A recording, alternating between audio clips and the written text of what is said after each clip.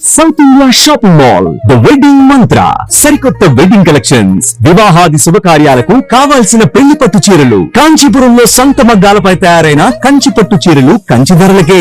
ఆవిష్కర పట్టు, గాంధర్వ పట్టు, కంచి, ధర్మవరం, ఉప్పాడ, ఆరణి, కోయంబత్తూర్, పోచంపల్లి, గద్వాల్ మరియు కాంజీవరం పెళ్లి పట్టు చీరలు, మెన్స్ ఎథనిక్ వేర్ మరియు కిడ్స్ వేర్ సరికొత్త డిజైన్లలో మగువలు మెచ్చే అతిపెద్ద పెళ్లి పట్టు చీరల విభాగం. అంతేకాదు ఎంపిక చేసిన వస్త్రాలపై పొందండి buy one get one free up to 50% off. ఇంకా కాంబో సీవర్స్ వంటి నమ్మశక్యం కాని సూపర్ ఆఫర్స్.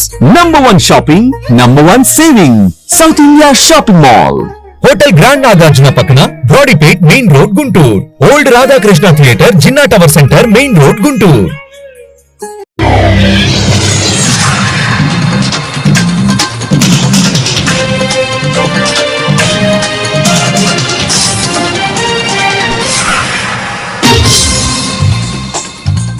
నమస్కారం, సిటీ న్యూస్ తెలుగుకు స్వాగతం. ఈనాటి వార్తా విశేషాలు.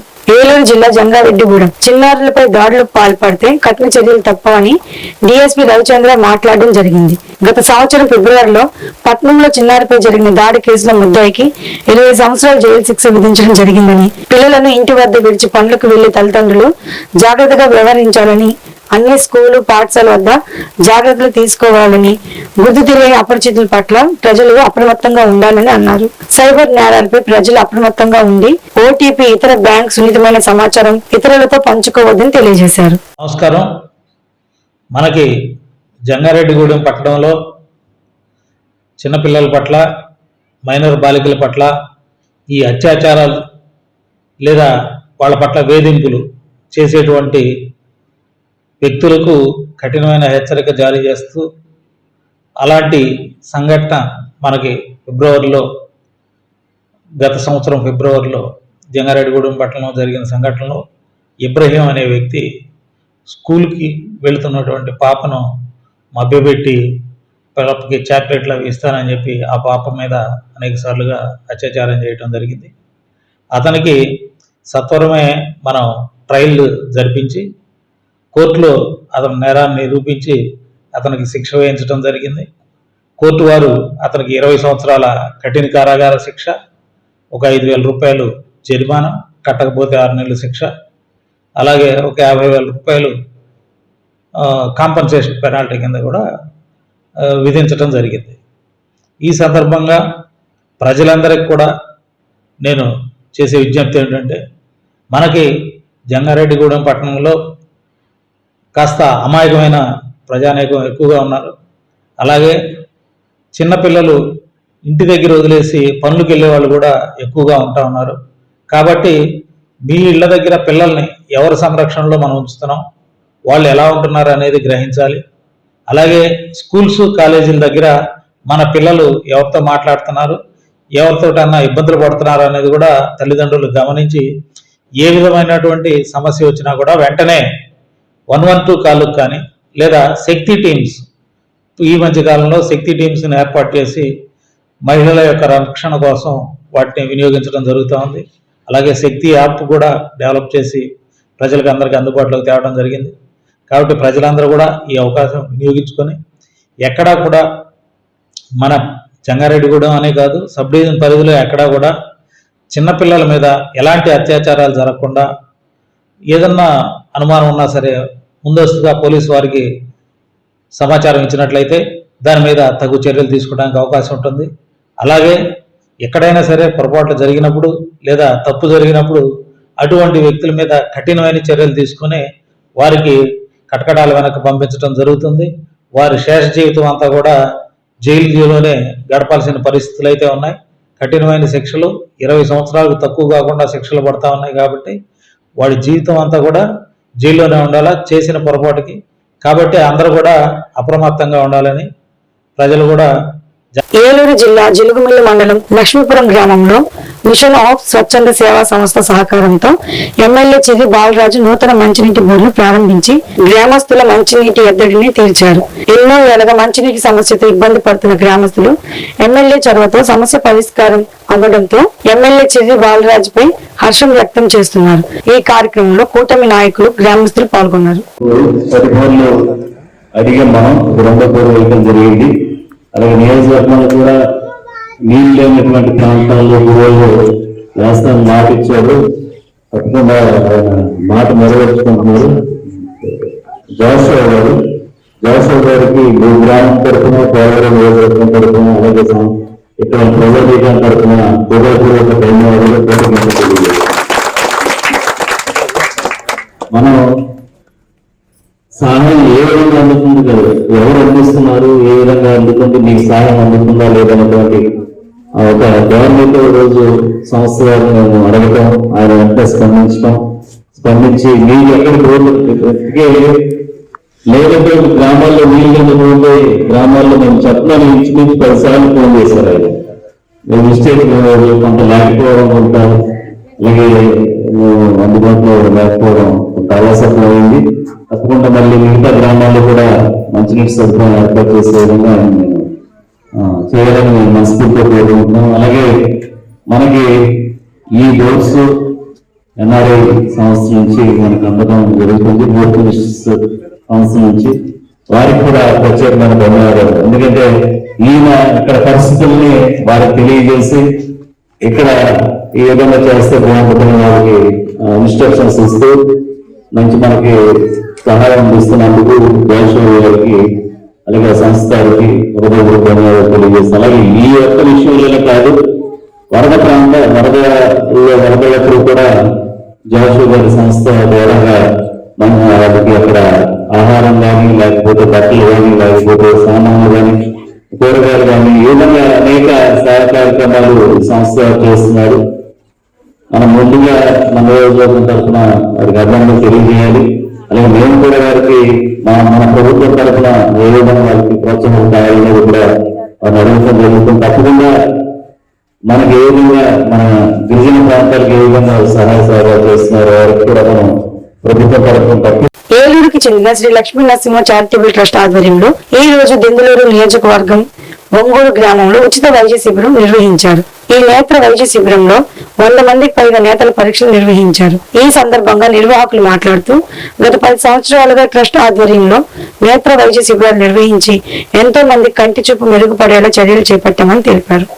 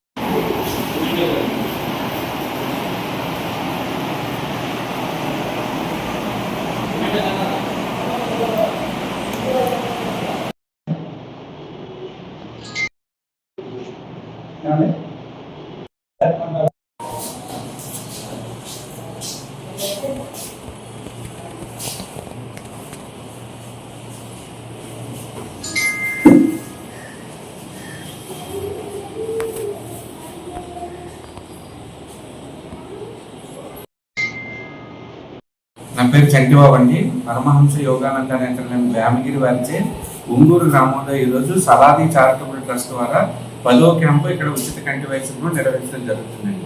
ఈరోజు ఇక్కడ సుమారు 100 మందికి కంటి వైద్య పరీక్షలు చేసి అవసరమైన వారికి కళ్ళజోళ్ళు, మందులు కూడా సలాది చారిటబుల్ ట్రస్ట్ ద్వారా ఉచితంగా ఇవ్వడం జరుగుతుంది. అలాగే ఆపరేషన్ అవసరమైన వారిని ఈరోజు వేమగిరి కంటి హాస్పిటల్ తరలించి వారికి ఉచితంగా ఆపరేషన్ చేసి మళ్ళీ తీసుకొని ఇదే గ్రామంలో దించడం జరుగుతుందండి.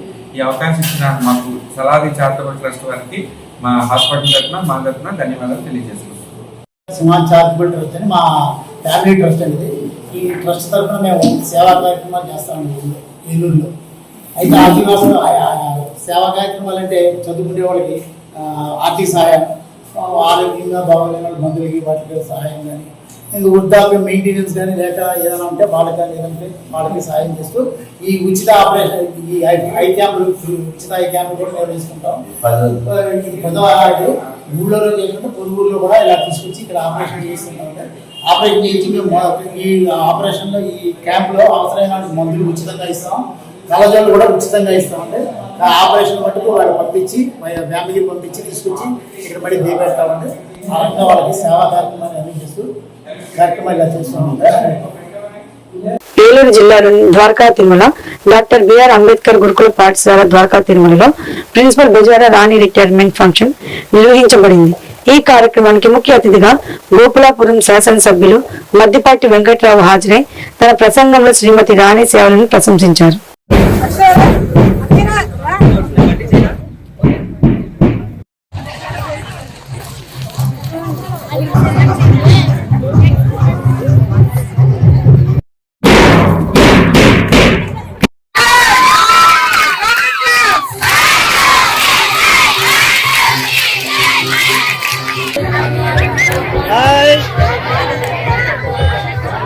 Sri Madhipati Venkatarasu garu and other dignitaries.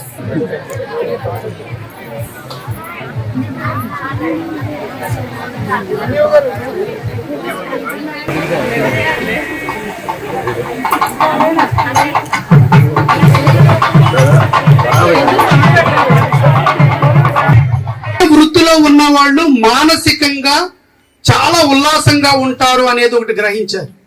ఆ సర్వేలో ప్రపంచవ్యాప్తంగా వచ్చిన రిజల్ట్ ఏంటంటే ఎవరైతే విద్యా వ్యవస్థలో ఉండి బోధన సిబ్బందిగా ఉన్న వాళ్ళు ఈ ప్రపంచంలో అత్యంత మానసిక తృప్తితో ఉంటున్న వాళ్ళుగా ఆ సర్వేలో తేలింది.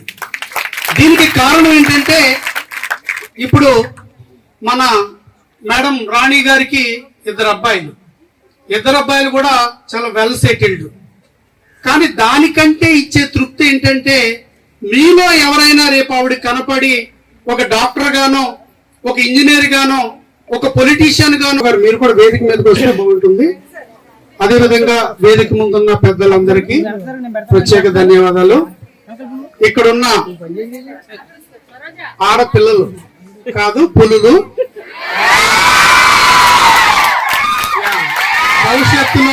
భవిష్యత్తులో మనం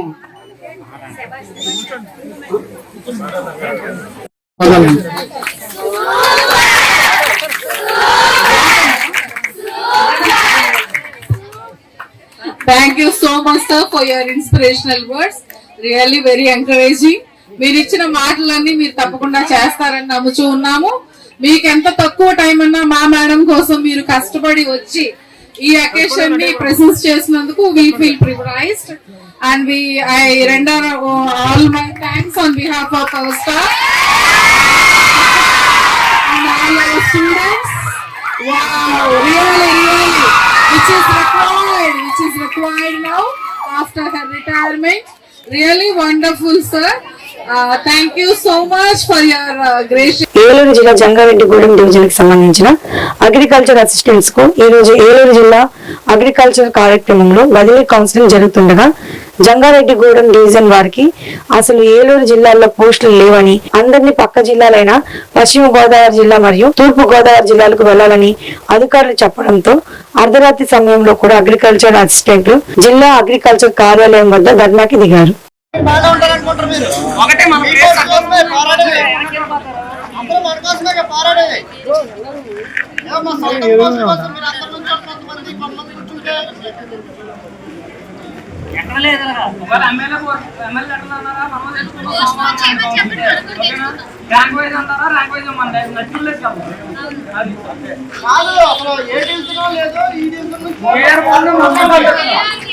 ఎన్ని డివిజన్లు ఉన్నా మన ఏలూరు జిల్లాలో ఏ డివిజన్ కాదు, మన జిల్లా మన డివిజన్ నుంచే ఏలూరు కాదు. వెస్ట్ గోదావరికి ఈస్ట్ గోదావరికి వెళ్ళాలంట. 7 పోస్టులు అయ్యారు కదా, 15 పోస్టులు అయ్యారు. వెస్ట్ గోదావరిలో అందరూ మొత్తం అంతా పోతుంది. టికెట్ 30 మంది అవుతున్నారు.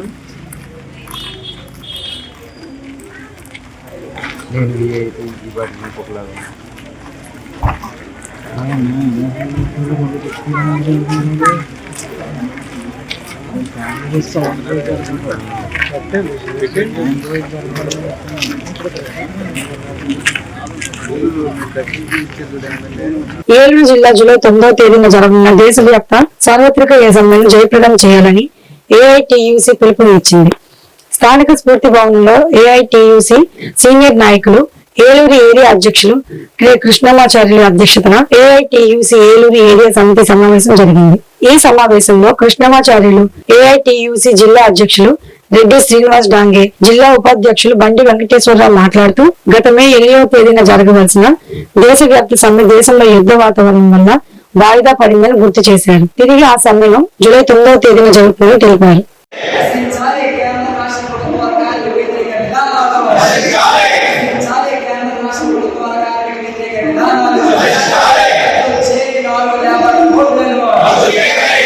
జూలై 9వ తేదీన దేశవ్యాప్తంగా కేంద్ర కార్మిక సంఘాలు, వివిధ రాష్ట్రాల్లో ఉన్న ఉద్యోగ సంఘాలు, అనేక సంఘాలు సార్వత్రిక సమ్మె పిలువడం జరిగింది. ప్రధానంగా కేంద్ర ప్రభుత్వం అనుసరిస్తున్న కార్మిక వ్యతిరేక విధానాల మీద, అలాగే కార్మిక చట్టాలని రద్దు చేసి 4 లేబర్ కోడ్లుగా విధించడాన్ని దాన్ని వ్యతిరేకిస్తూ ప్రభుత్వ రంగ సంస్థలు పరీక్షిస్తూ జరుగుతున్న ఈ సమ్మెలో కార్మికులతో పాటు భారతదేశ ప్రభుత్వం, మోడీ ప్రభుత్వం రైతులకు సంబంధించి 3 వ్యవసాయ చట్టాలు సందర్భంలో చట్టాలు రద్దు చేసే క్రమంలో ఆయన హామీలు ఇచ్చిన రైతులకి హామీలు అమలు చేయడంలో ఇప్పటికీ కేంద్ర ప్రభుత్వం నిర్లక్ష్యం వహిస్తుంది. ఆ యొక్క హామీలను అమలు చేయాలని చెప్పేసి డిమాండ్ చేస్తూ, అలాగే గ్రామీణ ప్రాంతంలో పనిచేస్తున్న వ్యవసాయ కూలీలకు సంబంధించి జాతీయ గ్రామీణ ఉపాధి పథకం గత 22 సంవత్సరాలుగా భారతదేశంలో అమలు అవుతుంది. దాన్ని నీరుగార్చడం కోసం కేంద్ర ప్రభుత్వం ప్రయత్నం చేస్తుంది. ఆ పథకానికి తక్షణమే 4,60,000 కోట్ల రూపాయలు కేంద్ర బడ్జెట్ నిధులు కేటాయించి ప్రతి వ్యవసాయ కూలీకి సంవత్సరం 200 రోజులు 10 నెలలు కల్పించి రోజుకు 700 చెప్పేసి డిమాండ్ చేస్తూ కార్మికులతో పాటు రైతాంగము, గ్రామీణ పేదలు కూడా ఆ రోజున సమ్మె చేస్తున్నారు. ఆ విధంగా దేశంలో 30 కోట్ల మంది పైగా కార్మికులు జూలై 9వ తేదీన జరిగే సమ్మెని జయప్రదం చేయాలని చెప్పేసి కార్మిక వర్గాన్ని కోరుతున్నాం. ముఖ్యంగా 4 లేబర్ కోడ్లని వెంటనే రద్దు చేయాలని, అలాగే 10 గంటల పని విధానాన్ని రద్దు చేయాలని చెప్పేసి ఏఐటియుసిగా డిమాండ్ చేస్తున్నాం. మహిళలందరూ కూడా 10 గంటలు రాత్రిపూట పని చేయాలని చెప్పేసి పెట్టడం అనేది చాలా హాస్యాస్పదంగా ఉంది. కొన్ని డిపార్ట్మెంట్లో తప్పదు, వాళ్ళు ఎమర్జెన్సీస్లో చేస్తున్నారంటే సరే, మిగతా వాళ్ళందరినీ కూడాను రాత్రిపూట పని చేయాలని చెప్పేసి కేంద్ర ప్రభుత్వం తీసుకున్న నిర్ణయం చాలా దారుణమైంది. వెంటనే దాన్ని రద్దు చేయాలని చెప్పేసి ఏఐటియుసిగా డిమాండ్ చేసింది. ఏలూరు నగరంలోని జనసేన పార్టీ కార్యాలయంలో ఏర్పాటు చేసిన జనసేన పార్టీ విస్తృత స్థాయి సమావేశంలో కీలక అంశాలపై చర్చ నిర్వహించారు. సంస్థాగత నిర్మాణం, స్థానిక సంస్థల ఎన్నికల వ్యూహంపై జరిగిన ఈ సమావేశానికి ఏపీఎస్ఆర్టీసీ విజయవాడ జోన్ ఇన్ఛార్జి రెడ్డి అప్పలనాయుడు అధ్యక్షతన వహించారు. ఈ సందర్భంగా ఆయన మాట్లాడుతూ రాష్ట్ర ప్రజల జనసేన అధినేత పవన్ కళ్యాణ్ ని ముఖ్యమంత్రిగా చూడాలని ఆకాంక్షను వ్యక్తం చేశారు.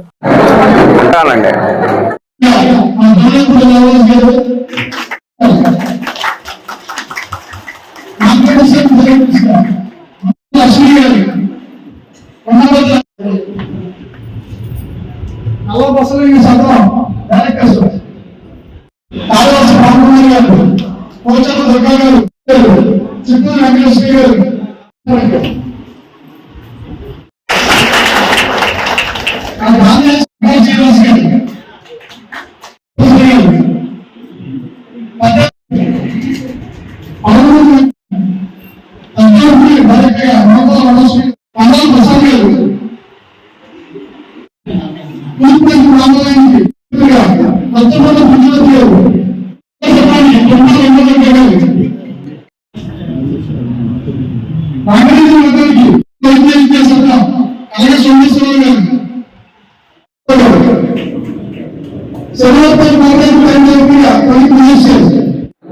ఈ రోజున ఏలూరు నియోజకవర్గ జనసేన పార్టీ నియోజకవర్గ స్థాయి సంస్థాగత నిర్మాణం పైన ఈ రోజున మీటింగ్ వేయడం జరిగింది.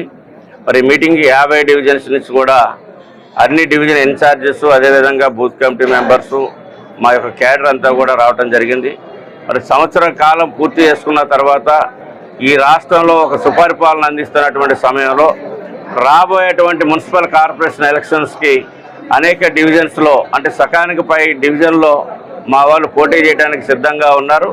ఈ పరిస్థితిలో మేము పార్టీ అధిష్టానాన్ని కూడా ఏలూరు మున్సిపల్ కార్పొరేషను జనసేన పార్టీకి వచ్చే విధంగా మాట్లాడమని మేము చెప్పడం జరిగింది. అది పార్టీ అధిష్టానం దృష్టిలో కూడా ఉంది. అదేవిధంగా మేము ఉన్నటువంటి యొక్క స్థానికంగా ఉన్నటువంటి అన్ని డివిజన్స్లో మా యొక్క కమిటీలను యాక్టివ్ చేసుకుని, అదేవిధంగా బూత్ కమిటీలు ఆల్రెడీ ఉన్నాయి, అన్ని కమిటీలు ఉన్నాయి, వాటిని రియాక్టివ్ చేసుకుంటూ మరలా అక్కడ ఉన్నటువంటి పరిస్థితులు, అక్కడ ఉన్నటువంటి సమస్యలు కూటమికి ఎక్కడా కూడా భంగం కలగకుండా కూటమిలో అందరం కూడా సమిష్టిగా జనసేన, తెలుగుదేశం, బీజేపీ యొక్క సమిష్టిగా ముందుకెళ్లే విధంగా రేపు రాబోయేటువంటి రోజుల్లో 50 డివిజన్లకు 50 డివిజన్లు కూడా మరి కూటమి గెలుచుకునే దిశగా, అదేవిధంగా ఎక్కడా కూడా నాయకత్వాల మధ్యలో చిన్న చిన్న మనస్పర్ధలు ఉంటాయి, అన్నీ కూడా తొలగించుకుంటూ సమిష్టిగా అందరం కూడా ఇక్కడ స్థానిక శాసనసభ్యులు ఇటు జనసేన నుంచి మేము అటు బీజేపీ నుంచి అందరం కూడా సమిష్టిగా మాట్లాడి ఏదైతే ప్రజలకు అందవలసినటువంటి పనులు సంక్షేమం కానివ్వండి, అభివృద్ధి కానివ్వండి, మౌలిక వసతుల కల్పనలో కానివ్వండి, ఇవన్నీ కూడా చర్చించుకొని మరి మా యొక్క కార్యకర్తల యొక్క మనోభావాలకు ఎక్కడా కూడా దెబ్బ తగలకుండా వాటిని కూడా పరిరక్షించుకొని మరి ముందుకు వెళ్ళే విధంగా ఇది బలంగా పవన్ కళ్యాణ్ గారి యొక్క ఆశయాన్ని బలంగా ప్రజల్లో తీసుకెళ్ళాలి. ఈ సంవత్సర కాలంలో పవన్ కళ్యాణ్ గారు మరి ఏలూరు జిల్లా కామవరపుకోట స్మార్ట్ బజార్ లో స్మార్ట్ దందా చేస్తున్న యాజమాన్యం 3 మహిళలను మోసం చేసిన ఘటన ఈ రోజు వెలుగులోకి వచ్చింది. 500 వరకు బిల్ చేయండి, పొందండి ఆఫర్లు, అలాగే ఉచితంగా 2 కేజీల ఉల్లిపాయలు అంటూ మాయ మాటలు చెప్పి ఆ మహిళలతో 1600కు బిల్ చేయించి తరువాత ఆఫర్ ఇప్పుడే అయిపోయిందని అంటూ బుడ్డి కొట్టిస్తూ కించపరిచి మాట్లాడుతున్నట్టు చేస్తున్నారని మహిళలు అన్నారు.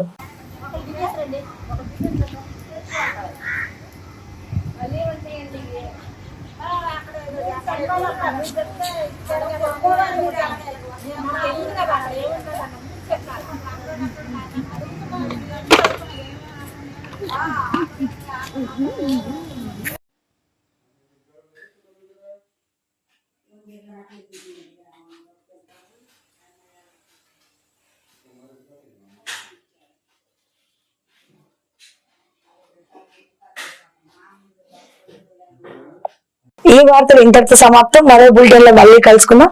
అప్పటి వరకు నమస్కారం.